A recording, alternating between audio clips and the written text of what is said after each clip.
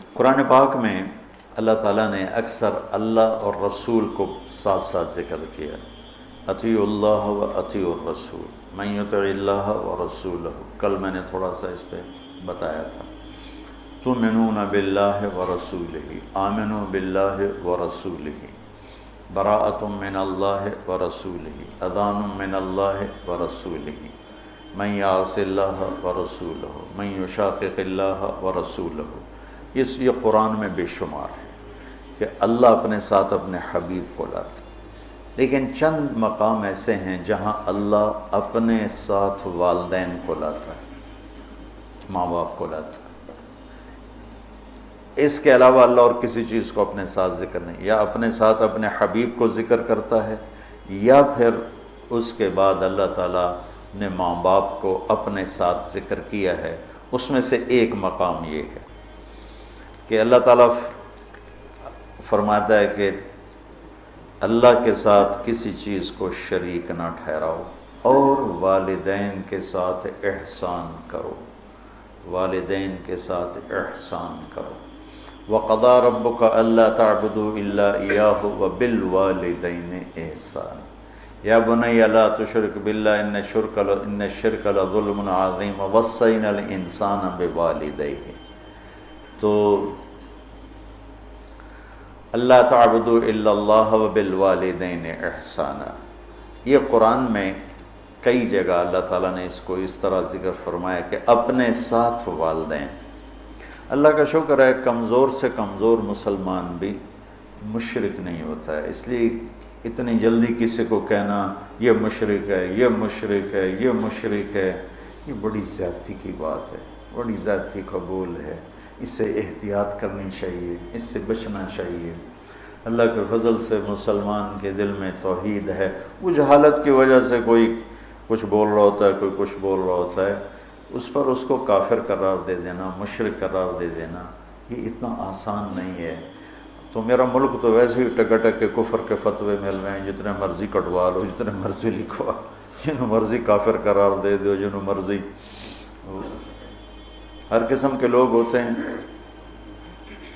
تو اللہ تعالیٰ ارشاد فرما رہے ہیں کہ ایک تو میری ذات میں شریک نہ ٹھہراؤ، یہ حرام ہے، اور دوسرا کیا ہے؟ بالوالدین احسان۔ احسان کا کیا مطلب ہے؟ کسی کام کو اس کی سب سے عالی شان خوبصورت شکل میں ادا کرنا، اس کو احسان کہتے ہیں۔ ہمارے اردو میں احسان کا مطلب ہے کسی کے ساتھ کوئی بھلا کر دینا، بغیر کسی معاوضے کے کسی کے کوئی ایسی مدد کر دینا، اس کو احسان کہتے ہیں۔ وہ بھی ہے، وہ بھی اس میں شامل ہے، لیکن عربی میں احسان ہے مل احسان ان تعبد اللہ کأنک تراہ فإن لم تکن تراہ فإنہ یراک۔ احسان کیا ہے؟ کسی جو کام بھی کرے، اچھائی کا، بھلائی کا جو کام بھی کرے، اس کو اعلیٰ درجے پر کرنے کا نام ہے احسان۔ تو اللہ تعالیٰ یہاں ارشاد فرما رہا ہے کہ والدین کے ساتھ احسان۔ اچھا ایک اس پہ ذرا غور کریں، اللہ تعالیٰ فرما رہا ہے آؤ میں تمہیں بتاؤں کہ حرام کیا ہے، ٹھیک ہے؟ کہتا ہے شرک نہیں کرنا ہے تو حرام ہے، اور والدین کے ساتھ احسان، یہ حرام کے نیچے کیسے آ گیا؟ کافی دیر میں اس کو سوچتا تھا کہ یہ ادھر تو اللہ کہہ رہا تعالوا اتل ما حرم علیکم ربکم، آؤ میں تمہیں بتاؤں کہ حرام کیا ہے، اللہ تشرکوا بہ شیئا، شرک نہ کرو، ٹھیک سمجھ آ گئی، وبالوالدین احسانا۔ اس کو پچھلے جملے سے یا تو نکالیں، یہ نیا جملہ ہے، اس کے نیچے لائیں تو پھر کیا مطلب ہے کہ پیچھے تو اللہ شروع کر رہا ہے، تو میں بتاتا ہوں حرام کیا چیز ہے، شرک، ٹھیک، اور والدین کے ساتھ احسان۔ تو اگر ہم ظاہری نظر سے دیکھیں اور غور نہ کریں تو یوں لگتا ہے جیسے والدین کے ساتھ احسان بھی حرام ہے۔ میری بات سمجھ میں آئی؟ ہے نا ایسا؟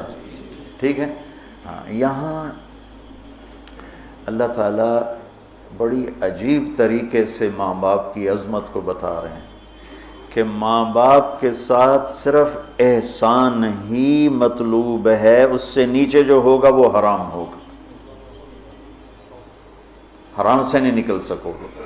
اللہ نے ماں باپ کا حق اپنے بعد رکھا ہے، لا تقل لهما اف، جس کو ہم کہتے ہیں بیزاری سے ماں کو کہہ دیا باپ کو کہہ دیا اتنا بھی اللہ تعالیٰ فرما رہا ہے کہ اتنے کی بھی ہم گنجائش نہیں دیں گے ماں باپ کے سامنے۔ میرے نبی نے فرمایا میری ماں ہوتی اور میں عشاء کی نماز کے مصلی پہ کھڑا ہوتا اور سورۃ فاتحہ پڑھ رہا ہوتا اور میری ماں مجھے کہتی محمد، تو میں ماں کی خاطر نماز توڑ دیتا۔ جریج نے نماز نہ توڑی ماں کی پکار پر، اللہ کے نبی کا فرمانا اگر وہ عالم ہوتا تو نماز توڑ دے، وہ عابد تھا وہ نماز توڑ دیتا، اگر وہ عالم ہوتا تو وہ نماز توڑ دیتا، وہ نفل نماز تھی۔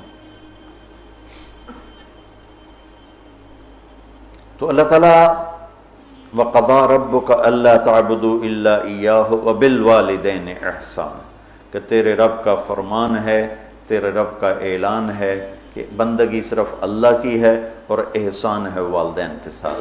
تو یہاں یہ ایک خوبصورت انداز میں تاکید کی انتہا ہے کہ احسان سے نیچے جو ہوگا وہ اسی حرام میں آئے گا، احسان سے بھی کوئی اوپر کی بات ہے تو وہ کر کے دکھا، وہ کر کے دکھا۔ جو ابو ہریرہ رضی اللہ تعالیٰ عنہ کی نے مسجد میں جہاد کی ترغیب سنی تو آ کے ہتھیار اٹھانے لگے۔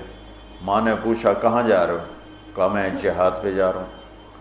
تو کہنے لگی میں تو اکیلی ہوں، میرا پیچھے کیا بنے گا؟ کہا یہ نہیں مجھے پتا، بس میں جا رہا ہوں۔ تو انہوں نے بہت محنت کی، وہ مانے نہیں۔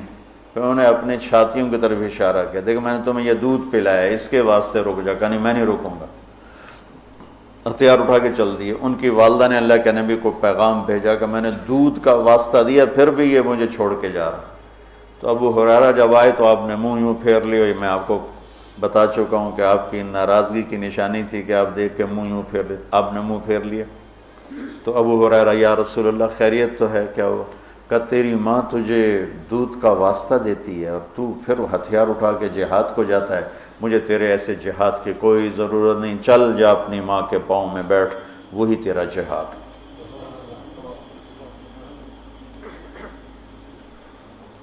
کلاب بن امیہ جہاد میں چلے گئے، والدین دونوں بوڑھے تھے۔ تو امیہ کو جب بتائے بھی نہیں والدین کو، تو امیہ کو پتہ چلا تو انہوں نے شعر کہا اذا دعت الحمامة ساق حر الى بیضاتها دعوا کلابا ترکت اباک مرعشة یداہ وامک لا تسیغ لها شرابا، کہ تو نے ماں باپ کو اس حال میں چھوڑا ہے کہ ایک کا نوالا اپنے ہاتھوں سے منہ پہ نہیں جاتا اور ایک اپنی طاقت سے اٹھ نہیں سکتا، تو اس حال میں چھوڑ کے تو کہاں چلا گیا؟ حضرت عمر کو پتہ چلا اشعار کا، تو انہوں نے فرمایا کلاب کدھر ہے؟ کہا جی وہ جہاد میں فلاں محاذ پر، کا بلاؤ اسے۔ تو انہیں بلایا گیا، اور جب وہ مسجد میں آئے، کہاں گئے تھے؟ چوری کرنے، ڈاکہ ڈالنے؟ کہاں گئے تھے؟ بولو۔ مسجد میں آئے تو حضرت عمر کھڑے ہو گئے، کوڑا اٹھا کے مار مار مار، کوڑا مارے، اچھا یہ کون سا جہاد ہے بوڑھے ماں باپ کو چھوڑ کر؟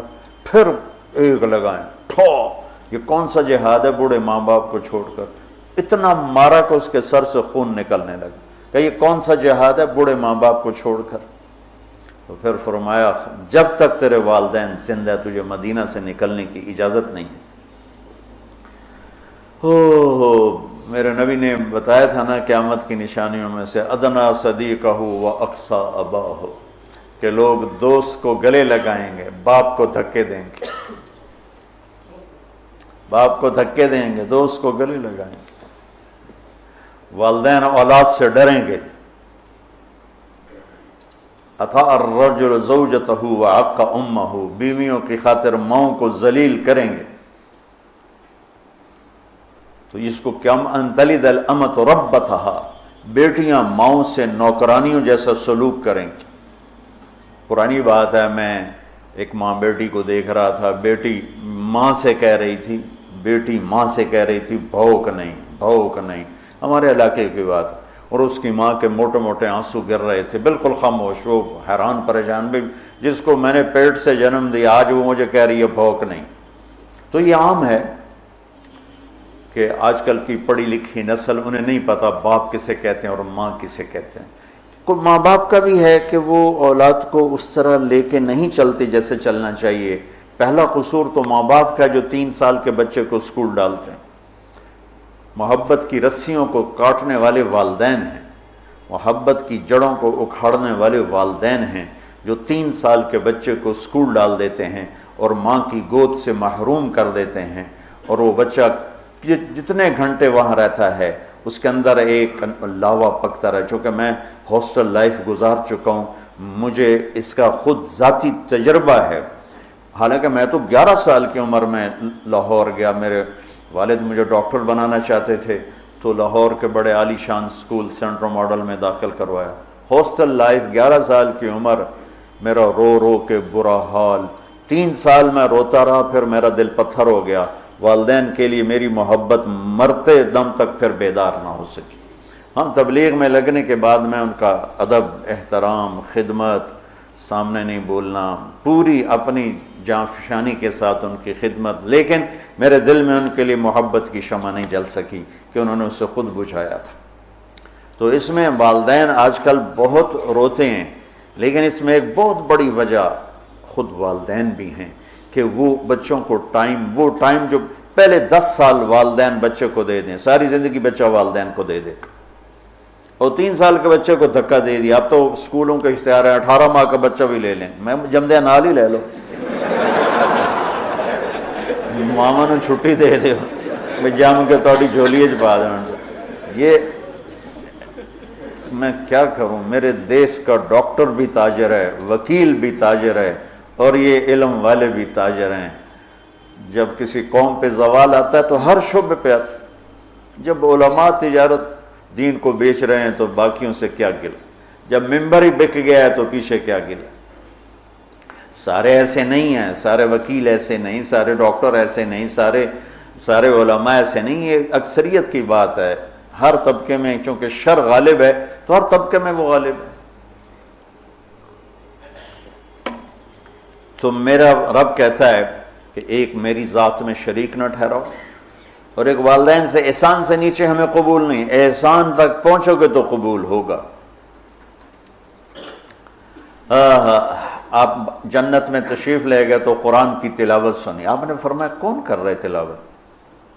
انہوں نے کہا جی حارثہ بن نعمان ہے۔ کہا ہے حارثہ بن نعمان؟ وہ تو مدینے میں ہے۔ کہا وہ ماں کا خدمت گزار ایسا ہے کہ جب قرآن پڑھتا ہے ساری جنت کو سنایا جاتا۔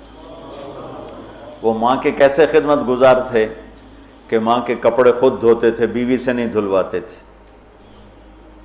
ماں کے لیے سالن روٹی خود بناتے تھے، بیوی سے نہیں بنواتے تھے۔ ماں کے سامنے بیٹھ کے ان کو روٹی ہاتھوں سے کھلاتے تھے، ان کو خود نہیں کھانے دیتے تھے۔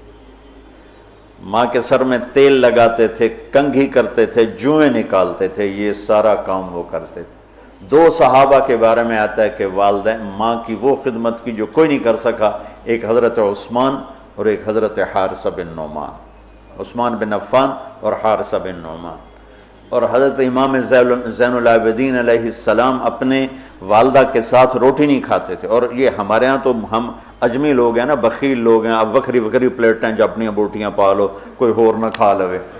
تو عرب کٹھا کھاتے تھے، کٹھے بیٹھ کے کھانا آج بھی تہذیب ہے۔ ہم نے قطر کے بادشاہ کے دسترخوان پہ کھانا کھایا، وہ اور لوگوں کے ساتھ مل کے بیٹھ کے کھا رہا تھا۔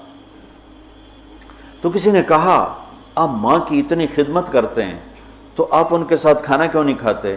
فرمایا کہ مجھے ڈر لگتا ہے کوئی ایسی بوٹی نہ اٹھا لوں جو میری ماں کی نظر میں اور میں اٹھا کے مجرم بن جاؤں، کہ وہ میری ماں کی نظر میں ہو اور میں اس سے پہلے اٹھا کے کھا لوں تو کہیں میں ماں کا مجرم نہ بن جاؤں، اس لیے میں ساتھ نہیں کھاتا ہوں۔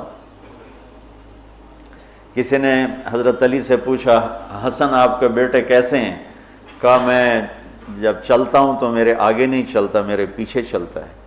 جب میں بیٹھنے لگتا ہوں تو پہلے مجھے بٹھاتا ہے پھر خود بیٹھتا ہے، اور جب میں گھر میں کمرے میں ہوتا ہوں تو گھر کی چھت پہ نہیں چڑھتا کہ باپ سے اوپر نہ ہو جاؤں۔ تو آج والدین بہت ذلیل ہیں اولاد کے ہاتھوں، بہت دکھی ہیں اولاد کے ہاتھوں، اور ان کی جو فریادیں وہ عرش کو ہلا دیتی. تو اپنے ماں باپ کی راحت بننا، ٹھنڈک بننا، خوشی بننا، یہ میرے رب کا پیغام ہے کہ وَبِالْوَالِدَيْنِ إِحْسَانًا.